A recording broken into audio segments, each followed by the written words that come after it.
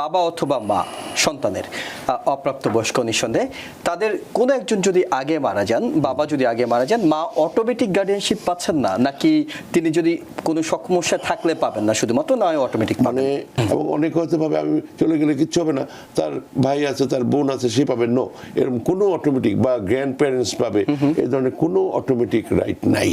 আমাদের প্রত্যেকের একটা এরকমের উইল থাকা দরকার। আপনি করবেন কিনা অবশ্যই সিদ্ধান্ত আপনার, কিন্তু এটা দরকার। আচ্ছা, আপনি না থাকেন, অর্থাৎ আপনার মৃত্যু হতে পারে, যে কোনো ঘটনা মুখোমুখি আপনি হতে পারেন, অনাকাঙ্ক্ষিত ঘটনা নিঃসন্দেহে, সেক্ষেত্রে আপনার সন্তানের ভবিষ্যৎ, অপ্রাপ্তবয়স্ক সন্তান কার অধীনে থাকবেন, কার আশ্রয়ে থাকবেন, এটি কিভাবে ঠিক করা হয়? অনেক ক্ষেত্রেই যেটা হয় যে একজন হয়তো আগে চলে যান, হ্যাঁ, তখন যিনি সার্ভাইভিং স্পাউস থাকেন, মোটামুটি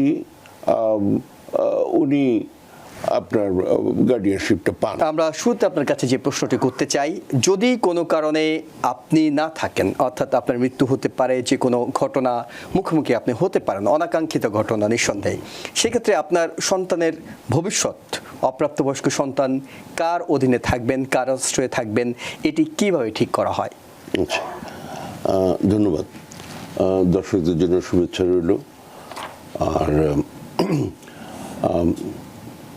প্রথমে একটা কথা বলে নেওয়া প্রয়োজন, এই বিষয়গুলো যেগুলো বলবো এটা একটা স্টেট সাবজেক্ট, এবং আমি নিউ ইয়র্ক আর নিউ জার্সির লয়ার, ফলে এবং আমি আজকের বিষয়টা শুধুমাত্র নিউ ইয়র্কের আইন অনুযায়ী কথা বলবো। এইগুলো একটা কথা। আরেকটা কথা হচ্ছে যে বাবা মা তো হলো, তা আপনি যেহেতু সন্তানের কথাটা বললেন, একটা কথা বলিনি, সন্তান এখানে মিন করা হচ্ছে 18 বছরের বা তার নিচের যেই বাচ্চা কাচ্চারা আছে তাদের নিয়ে কথাবার্তা, অপ্রাপ্তবয়স্ক যারা। তো এই হচ্ছে প্রথমে জানা দরকার। আরেকটা জিনিস হচ্ছে অনেক সময় হয় দুর্ঘটনাটা ঘটে, এটা আপনি যেটা বললেন ওটা তো হতেই পারে, এটার জন্যই এত কথা আর কি। আমরা তো মানে দোয়া করি না, কিন্তু এরকম হয়, এটা হতে পারে। তো কিন্তু অনেক ক্ষেত্রেই যেটা হয় যে একজন হয়তো আগে চলে যান, হ্যাঁ, তখন যিনি সার্ভাইভিং স্পাউস থাকেন, মোটামুটি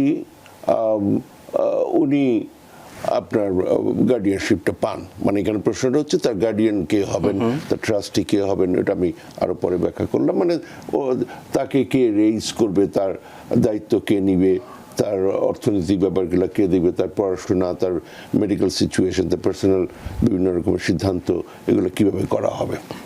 কিন্তু সেটাও কোনো কিছুই অটোমেটিক না। এটা যেটা বলতে হবে যে দেখা গেল যিনি সার্ভাইভিং স্পাউস আছেন উনি সক্ষম ব্যক্তি না, হ্যাঁ, মেডিকেলি একটা হতে পারে, মানসিকভাবে হতে পারে, বিভিন্নভাবে উনি অক্ষম হতে পারেন।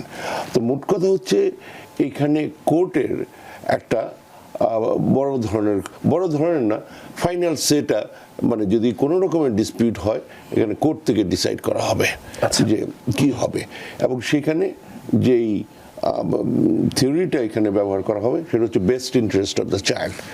এই হচ্ছে ঘটনা।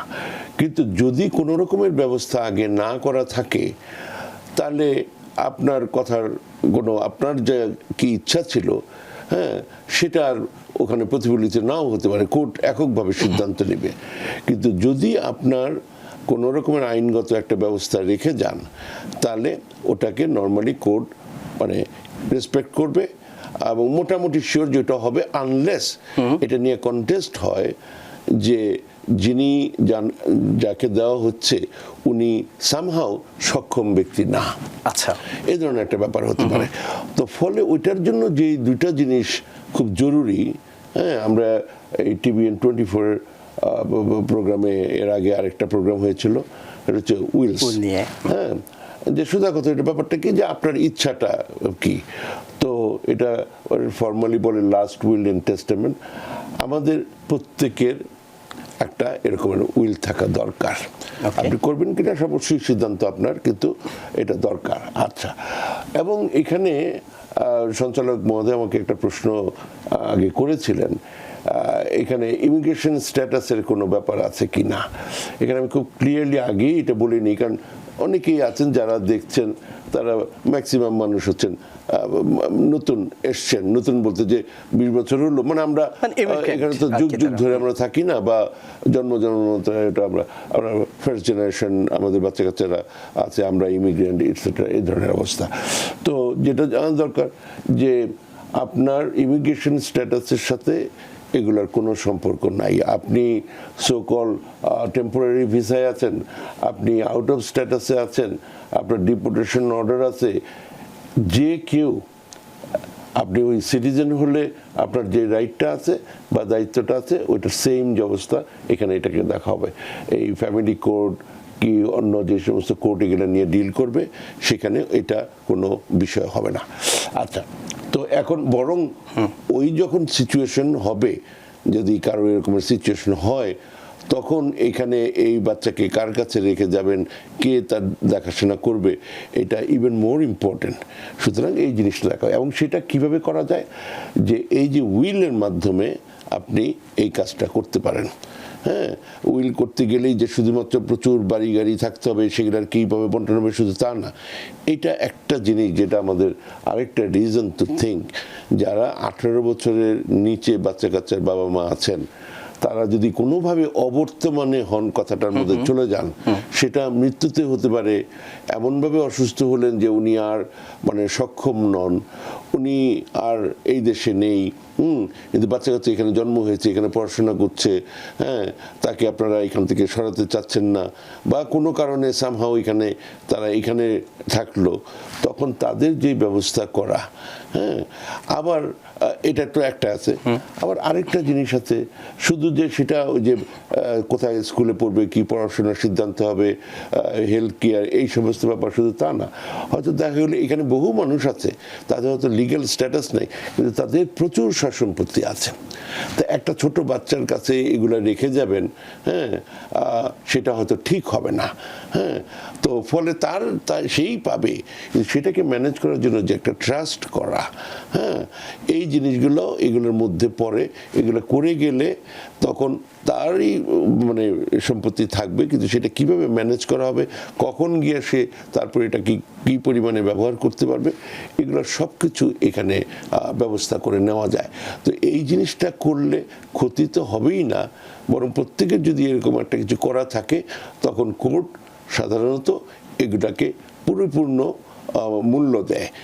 ওই যে কেন সাধারণত কথাটা বললাম, দেখা গেল যাকে গার্ডিয়ান নিয়োগ করে গেছেন উনিও মারা গেছেন, উনিও অসুস্থ, উনি পরে দেখা গেল বিভিন্ন ক্রিমিনাল অ্যাক্টিভিটিসে জড়িয়ে পড়েছেন, উনি ওনার বিভিন্নভাবে ওনার চরিত্রগত বিভিন্ন রকম সমস্যা আছে।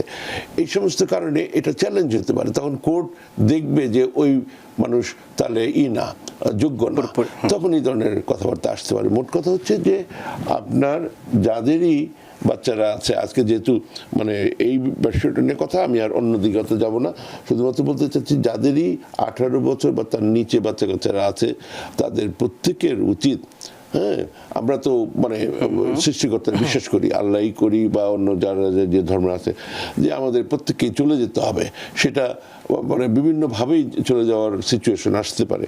সুতরাং 18 বছরের নিচে যদি কোনো বাচ্চা কাচ্চা থাকে, তাদের কি ব্যবস্থা হবে, ইভেন তাদেরকে ফস্টার কেয়ারে নেওয়ার জন্য কোর্ট অর্ডার দিতে পারে। হ্যাঁ, এ ধরনের বিভিন্ন রকমের সিচুয়েশন হবে, যেটা খুব একটা কাঙ্ক্ষিত অবস্থা হবে না। এবং অনেক হয়তো ভাবে আমি চলে গেলে কিচ্ছু হবে না, তার ভাই আছে, তার বোন আছে, সে পাবে, নো, এরকম কোনো অটোমেটিক, বা গ্র্যান্ড প্যারেন্টস পাবে, এই ধরনের কোনো অটোমেটিক রাইট নাই। আচ্ছা, সেক্ষেত্রে একটা বিষয়, আপনি অনেকগুলো বিষয় পরিষ্কার করছেন, একটা বিষয় তারপর আপনার কাছে পরিষ্কার হয়, সেটা হলো বাবা অথবা মা সন্তানের অপ্রাপ্তবয়স্ক নিঃসন্দেহে তাদের কোনো একজন যদি আগে মারা যান, বাবা যদি আগে মারা যান, মা অটোমেটিক গার্ডিয়ানশিপ পাচ্ছেন না, নাকি তিনি যদি কোনো সমস্যা থাকলে পাবেন না, শুধুমাত্র নয় অটোমেটিক মানে কোনো উইল করেই, কোনো ব্যবস্থা করেই সার্ভাইভিং স্পাউসের যেই একটা আপার মানে তার রাইটটাকে কার্ভ করা যাবে না, যদি উনি যোগ্য হয়।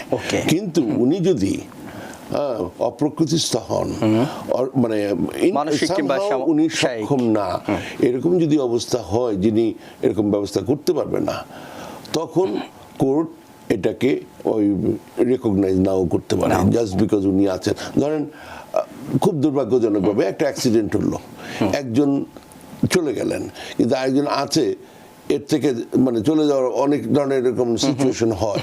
তো এইভাবে করে যদি আরেকজন থাকেও তখন ব্যাপারটা ওই কোর্ট কাছারির একটা ব্যাপার আছে। এই জন্য আরেকটা কথা দরকার যে এই ধরনের গার্ডিয়ানশিপ করার সময় অলওয়েজ উচিত হবে অল্টারনেট আরেকজনকে রাখা।